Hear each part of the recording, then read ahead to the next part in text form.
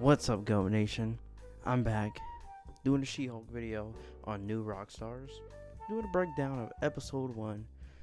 Let's go ahead and get started with it. Welcome back to New Rockstars. I'm Jessica Clemens, and while Voss was busy falling in love and getting married, lucky, he asked me to help break down the She-Hulk series for you. This first episode is so fun and funny, and I didn't know cousins could be so close. I have a ton of cousins, but we hate each other. Every time we're together, we just fight. Not really me. Let's just break down this first episode shot by shot, take a look at all the MCU Easter eggs and details we missed. Like Voss, I promise to keep this business and professional, and I won't bark for She-Hulk. Let's get into it. The Marvel Studios title card has now been updated with a shot of Our Lady Thor from Thor Love and Thunder replacing what was last seen as Rocket. And then they put back on the M after Thor Love and Thunder my Jordan wearing dragon riding Shang-Chi from Shang-Chi and the Ten Rings. We open to a close-up of Jennifer Walters giving what at first feels like her audition tape for She-Hulk, but she's actually practicing her closing argument in her office. We have a little clip right here. What is the responsibility of those with power? Do they merely have an obligation to refrain from the misuse of that power? Or do they have a duty to protect those without it? Okay, so this opening perfectly reflects what we'll see between lawyer Jennifer Walters just wanting to be an anonymous lawyer and She-Hulk, icon, superhero, public figure extraordinaire, who at times in the comics has been known to use her name and presence unjustifiably. I mean, who wouldn't? You're a Hulk. As she practices, the camera pans out and we slowly get a full view of Jen's very 30 lawyer-like office. She's a busy woman and she works hard for money. I work hard for the money. The lawyery type female-driven show is already presenting itself and I stand for it. We see some books, Barron's Business Law, Courtroom 101, her encyclopedias, Badass Women by Rachel Walsh and Bill O'Neill. I suspect that's a picture with her uncle. Seeing as the stylized credits, we see a portrait illustration of her family at dinner, and that man resembles the bald-headed glasses-wearing fellow. We have a bobblehead of Ruth Bader Ginsburg and Michelle Obama, a little Ally McBeal, the graduating Barrington Wisdom Class owl, along with another little owl below. Owls and lawyers have similar connections. They're intelligent, wise, efficient, they're nocturnal, plus they're just birds of prey, so they're recognized as the animals who represent a lot of law schools and departments. A ton of UCLA swag, along with her 2 degrees from UCLA. We're introduced to her 2 colleagues, the cheery, supportive best friend, Nikki Ramos, played by Ginger Gonzaga, the paralegal who's basically a lawyer trainee. They provide support to the lawyers, they can interview clients and witnesses and prepare documents for court. They're still very important folks. And underwhelmingly unsupportive Dennis Bukowski, played by Drew Matthews. Dennis in the comics was the assistant district attorney alongside Jennifer Walters, and they both hated each other. He was obnoxious and super annoying. I mean, just look at him. Behind Dennis, we get a nice framed photo of the Griffith Observatory in Los Angeles. If you forgot this takes place in Cali, let me remind you. Behind Nikki, we get the traditional brass justice weighing scales, which is completely for Jen doing law with no connection to Moon Knight. Khonshu, can you hear me? I'll be your vessel. We see Jennifer Walters, deputy district attorney, on her front door. Our girl is a prosecutor with her own office. The deputy district attorneys commonly work under the district attorney. This is also when Nikki mentions Jen was handpicked to go up against GLKH. And what we know from the trailers up until this point is 1, GLKH stands for Goodman, Lieber, Kurtzberg, and Holloway, which is an homage to Martin Goodman, the founder of Atlas Comics that later became Marvel, Lieber for Stan Lee's real last name, and Kurtzberg for Jack Kirby's formal last name, and Holloway, who is for Holden Holloway, the attorney at GLKH that hires She-Hulk to be the face of the firm's new superhero law division. And 2, they are prosecuting GLKH? That means this is probably a test by Holden to see Jen, aka She-Hulk, really at work. During the comics, Holloway offered the job to an intoxicated She-Hulk in a bar, but he always tested her limits and expected a lot from her. He could be testing her right now with Titania. We see a second pair of clothes, suit, jacket, and bottoms to cover Jen in case she hulks out. Additionally, a lot of lawyers keep extra clothes at their office for all-nighters, but I'm sure Jennifer has also learned her lesson from ripping out of her clothes. This is when Jen breaks the 4th wall. It's so satisfying. Not only have we seen similar scenes like this in Fleabag, I have to. That's my Fleabag tattoo. Saved by the Bell, even Deadpool. This gag is comedy stage media gold, separating fact from fiction. It shows that they don't take themselves too seriously, but also can give us, the audience, much more information. Transition to Bruce and Jen's trip driving through the woods of California. It's playing Money on It by Together Pangea, a band based out of Santa Clarita, California. This episode oozes California 30-something-year-old regardless, but the added music is sort of an indie Cali vibe, so a mini bonus. We find out Bruce has been able to stay in human form because he created the device called the Inhibitor, though keep in mind it hasn't fully helped him heal. We saw saw him wearing in Shang-Chi, and head writer Jessica Gao has confirmed that this now takes place a little after Shang-Chi. We've seen variations of the inhibitor before. In Captain Marvel, the Kree created a photon inhibitor to control Captain Marvel's cosmic powers. In X-Men, the inhibitor collar was in Days of Futures Past. Also in Deadpool 2, they used the collars to neutralize the mutants' powers. Inhibitor simply means to slow down or prevent a particular chemical reaction, which I believe ultimately Smart Hulk is doing to stay in Bruce form. Eating hot Cheetos with chopsticks is, I kid you not, the only way I'll eat them, and for the same exact reason. You don't want to get it on your fingers. Also, let us not forget who started this trend, Moon Knight. When Jen said, "You're not the only genius in the family," Bruce retorts, "No, there's also Chet." At the end, we get to a montage of courtroom illustrations. This one says mom, dad, aunt, uncle, and cousin. I assume that Chet is the cousin. The uncle is wearing glasses. Mom and dad are on the right, so that leaves one of these last women as the aunt. This could be Cassandra Pike from the comics. Jen's aunt on her dad's side. She's a biologist and won a Nobel Prize for biology. She's also pretty evil in the comics. She tries to kill her brother and niece She-Hulk using her son, in this case Ched, after giving him injections to become a giant monster. So the quotes around aunt could stem from an unhappy relationship between the two. Like us, Jen has some theories. Truly, all her theories are whether or not Steve Rogers had sex and when. Which, don't worry, we'll get into because the mid-credit scene is a doozy. We get a glimpse of the Sakaar ship. We later learn specifically it's a Sakarian Class A courier craft, a postman if you will, or someone serving a subpoena to Bruce, possibly. This could be from the Grand Master. The ship in Thor Ragnarok, the Commodore, looked exactly like this. Either way, this ties to Thor Ragnarok, and I bet they're looking for their top-tier fighter after stealing the prize ship from the Grand Master. Or we could be getting into World War Hulk and Skaar, son of Hulk. After the Illuminati sent Hulk into space away from Earth for being too reckless, he landed on Sakaar, creating a home there, even finding love and a wife. The ship he arrived on explodes, killing his pregnant wife and a lot of people in the city he made. He goes to Earth, storms up a bunch of chaos, and kills a ton of folks. It's revealed the child didn't actually die. He emerged from a cocoon. Skaar is super sick, super hardcore, but I just don't think that major scene would be played out in She-Hulk. But you let me know what you guys think in the comments. Marvel will never go down that route.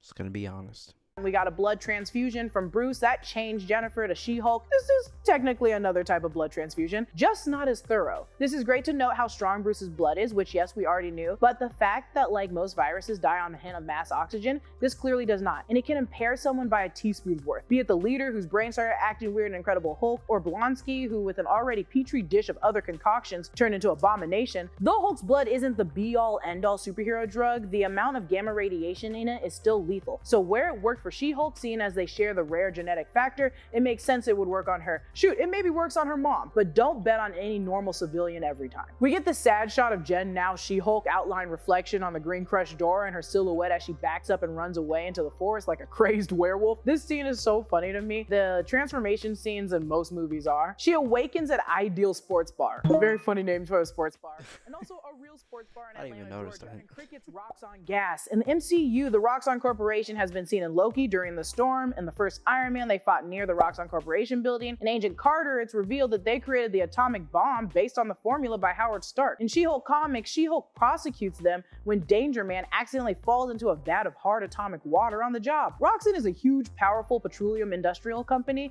and they usually do a lot of shady stuff in the comics. Jen sneaks past the bouncer in the hallway. There's a sign that reads Ladies Night. When you actually use the QR code, it takes you to the Marvel website that offers you the first issue of She-Hulk free to read. I never see the QR codes. Additionally, in the bathroom, there's some lovely graffiti. We have the Miss Marvel lightning bolt, which is funny because if this takes place during 2024, Miss Marvel takes place sometime in 2025, who pre-drew this? And in California, no less. Possibly someone anticipating the arrival of Miss Marvel. Someone like Kang, who we will see in Ant-Man and Wasp: Quantumania, that'll probably take place in California. Kang just stopped by this dive bar and on his way to Northern California and straight up graffitied the crap out of it. We see Rest in Peace Biggie from Biggie Smalls, if you don't know. Don't Stop, Get It, used in tons of songs, but I think its origins are by Luke, I Wanna Rock. I know this because Two Live Crew remixed it. Don't listen to either if you're under 18. A little spider, not to Spider-Man. If you sprinkle when you tinkle, be a sweetie, wipe the seedy. And then the infamous Sword of Anarchy symbol, infamous 420 with a peace sign and a 0. Not a single Thanos is right in sight. It's ladies' night, and what's ladies' night without a bunch of ladies helping ladies in the bathroom? I can't tell you how many ladies' nights I've been to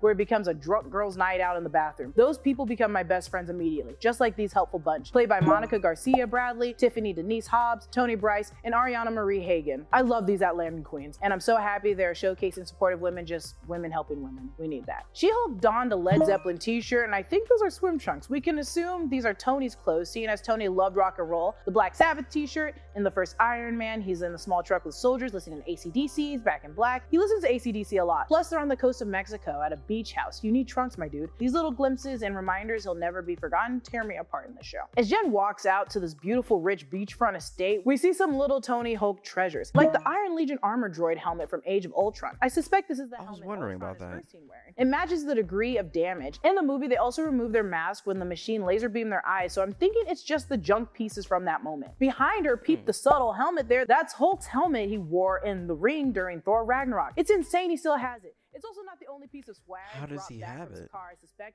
but we'll get back into that in just a moment. We also see a sand hourglass, some boats, driftwood art, maybe for the sandy beach aesthetic. It's definitely their relaxed spot. Tony Stein's bunker is insane. This is where Bruce spent the 18 months fixing himself. Look at all the Stark equipment, the similar gear used to monitor Hawkeye in Age of Ultron when he was getting new tissue. In the first Iron Man, the gear behind him when he's asking Pep to take out his heart. As Voss said in the trailer breakdown, we see the X-ray of Jen's brain. We have different vials of Jen's green blood lying around. While she was out, he was able to get blood, X-rays, literally everything. We also see the schematics of the inhibitor behind him. This slow zoom when Jen mentions she's changed, realizing she's a Hulk, is so fun, and for the visual storytelling enhances the emotion of the scene. And I love when movies do it, like we're creating the same chaotic realization for both the character and the audience. It's also so dramatic, unnecessarily dramatic. We find out that Jen and Bruce share a rare combination of genetic factors, so like I said earlier, what would have been a lethal dose for most was not for Jen. Jen's blood is slightly different. The way it synthesizes gamma radiation was able to fully heal Bruce's arm. When channeling a distressed emotion, Jen offers Pixar's Inside Out. The scene, spoiler, when Bing Bong dies, he dies, okay? It's dramatic. Who's your friend that likes to play? I can't listen to it. We also see the Saws, Stark Industry, and Jen's right. What psycho has this torture bunker? Do you normally use this chamber for, you psychopath? When Bruce says casually how he changes back to Bruce form is by falling out of a plane like in the first Avengers, or he gets knocked out by a robot as Tony as Hulkbuster, or Natasha would tell him a lullaby both in Age of Ultron. Hey big guy, sun's getting real low. He mentions his time on Sakaar, him being stuck as Hulk for 2 years during Thor Ragnarok. All these callbacks are worth going back and watching because I just love them. Dialectical behavior therapy is a psychotherapy that started with treating personality disorder and interpersonal conflict. In this case, definitely being a Hulk. And a reminder, Hulk participated in yoga to help him in Incredible Hulk. He mentions Jen Who's that guy? reverts back to Jen form when she sleeps, I'm which is also kidding. what she did in Kidding. the comics in very funny ways. Like when she wakes up from having men over and has to revert back before they notice. If stress and high heart rate changes you into Hulk form, it would make sense when you're unconscious you revert back to your normal self. The song playing is Fast Motion by my girl Saweetie. She's active in this video, sprinting, playing soccer, football, cheerleading. It's all about the hype and hard work, just like what Bruce got Jen about to be doing, effortlessly I might add. Get ready for these lady pump-up jams. Let's go through the physical skills he teaches Jen. I love their competitive nature, but also that boulder that Hulk just tossed is gonna be a meteor to some poor ship or planet. Yo, His he infamous Hulk probably jump or honestly leap, killed if you will. somebody. We've seen it done many a times in Age of Ultron when he saves Natasha, or when he saves Tony mid-fall in the first Avengers movie. What I love about this scene is where a smart Hulk is taking this seriously, Jen is like, this is easy, and makes fun of him the complete time. Balance. In yoga, which Jen is now a full-fledged pro at. This Hulk ground pound, which to me, Jen looks much better at, just saying. Bruce says, Jen, when you have powers like this, it's like putting a target on your back and the backs of all the people you care about. which is so true. I know she's upset at this point, but in the comics, this is how her best friend died. In 1980 run of She-Hulk, Jill Stevens offered to help all the time when it came to her best friend Jennifer Walters. At a neighbor's barbecue, Jen got a call to come pick up some stuff from the DA's office. Jill offered to pick it up instead. Once she left, they realized it was a trap, and unfortunately they cut Jen's brake lines in the car, and in a horrible collision, Jill died. Jill does resemble Nikki Ramos in She-Hulk series, but I don't think it's her, and I don't She want better it to be not her. die. But for story purposes, it might be good if she dies. Smart Hulk is making the world's No, largest no. martini, and like Steve No. Rogers, it takes too much to get these two drunk. And cool, you'll always be buzzed but never drunk. I drink to get drunk, you guys. Also, this sounds so expensive. Is it even worth it? From a later shot, there's about 30 empty bottles. Yes, some are wine bottles, but regardless, if each bottle is 20 bucks, give or take, that's around $600 wasted. Okay, I'm done being irritated, but this logically just doesn't make sense, and I want them to stop. It's a waste of money. We're keeping Sakaar on the back burner always. Later, we see a different angle from the bar where we see another cutout of Hulk. Smug Hulk, am I right? We see the initials BB for Bruce Banner and TS for Tony Stark carved into the bar. Bruce gets into the time he spent with Tony creating the bar, which was during the blip. And it's sad to reminisce, but I think we're getting to a spot in the MCU when thinking of Tony shouldn't make you sad you lost him, but happy at the memories they got to make with him. A good time during a hard time. which She-Hulk is adjusting to as well. We get the Hulk thunderclap. We last saw him using this in Incredible Hulk. This move extinguished fire, turned boulders to rubble, smacks the crap out of your foes. The thunderclap shockwave destroyed, and it's fun seeing both Hulk and She-Hulk using it, though She-Hulk feels like a thunder applause. Thank you, I'll be here all night. Jen breaks the fourth wall again, this time as She-Hulk, but this time Hulk hears her, and maybe she'll start to recognize you can't just do that anywhere. Like in Fleabag, people notice, and in Fleabag season 2, the priest interacts with her, interacting with the camera. He acknowledges it a lot, so perhaps later down the line, we can see someone close to her recognizing what she's doing. Just added fun. Jen is now carving her name into the rebuilt bar, now called Bruce's Bar. The two have settled down and enjoy their hot Cheetos with chopsticks. I think it's cute that Hulk's are party size. Again, his metabolism is hefty. He's always eating small amounts. The tiny tacos in Endgame, the party size bag of chips. Just get this man a damn buffet. Am I allowed to curse in this? We pan out of the shot from the courtroom illustrator to see GLKH giving their closing statements to Judge Price, who we see in the recent trailers and recognize as being transformed into an Asgardian type elf. So if that's still Judge Price is beyond me right now, but the defendant is played by Brandon Hirsch. We also get our first look at Holden Holloway, played by Steve Coulter. Titania is seen busting through the courtroom, played by Jamila Jamil. Titania in the comics has hated She-Hulk from basically the jump because she wins time and time again one-on-one with She-Hulk. But I suspect with the other trailer footage where we see Titania everywhere, she was hired to break through the courtroom so they could see Jennifer Walters change to She-Hulk. Like I said earlier, I think it was all orchestrated by Holden Holloway, who is a shady f***ing man. Should I try saying shady man? Keep the F out? You can blur it. We'll bleep it. Jen punches Titania into next week and she slips her heels back on, ready to give her closing statement to a damn classic by Eve, Who's That Girl? It's such a bop. Basically the song announcing the Queen Bee has just arrived and you're all gonna wonder who she is. Links to Peggy Carter, a faceless woman, and then what we can expect is a USO showgirl. And so let's get into this. Jen, fake drunk, gets Smart Hulk to spill some beans on Steve Rogers being a virgin. They even call back to the gorgeous Steve Rogers' butt. Did you see that ass? Like, that ass did not deserve to die a virgin. It's revealed he does indeed get down. He lost his virginity to a girl in 1943 on the USO tour. Now, Jen's presentation may lead you to believe it was a USO dance girl, but I think that she thinks that the unnamed 1940s girl was either a dancer or a random woman. I think it's Laura Haddock, aka the autograph seeker in Captain America's first movie, aka Star-Lord's mom. Laura Haddock played Meredith Quill as well. The two roles are not related at all, I don't think. Meredith Quill was born in 1961. This girl was an adult by the 40s. But come on, the scene's too on the nose. They definitely hooked up. I mean, I would. That's everything I spotted in the first episode of She-Hulk. Follow me on Instagram and Twitter at Lulu_Clemens. Follow New Rockstars. Subscribe to New Rockstars for more breakdowns of everything you love. Thanks for watching. Bye, dudes. But yeah, that was a great breakdown. I learned a lot more in this breakdown, so don't forget to hit the like and subscribe button. Leave a comment or two. You already know what to do. Goat Nation, we out.